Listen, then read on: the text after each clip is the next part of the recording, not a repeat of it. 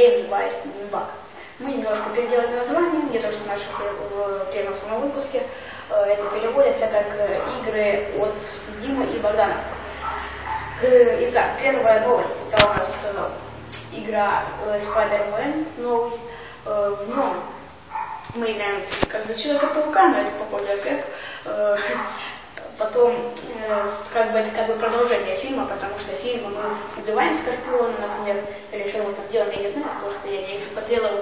Просто этот Скорпион, который мы мочили, он сидит в тюрьме, не в тюрьме, а в психушке. И это будет какой-то миссия освобождать из психушки, чтобы он делал противоядие. Но самая важная часть это Oscorp. Это такая компания, которая делала эксперименты над всеми животными.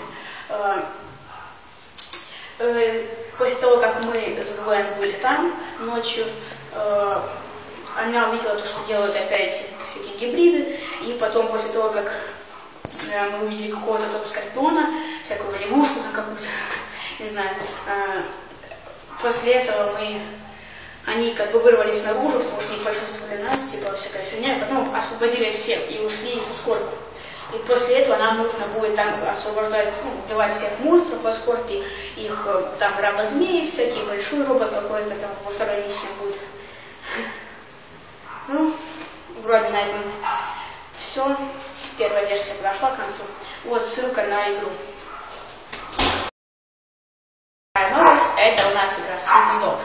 Она от компании Activision, 18+, хотя бы ее все играют. Потом эта игра, мы там будем играть за Вэй Шен,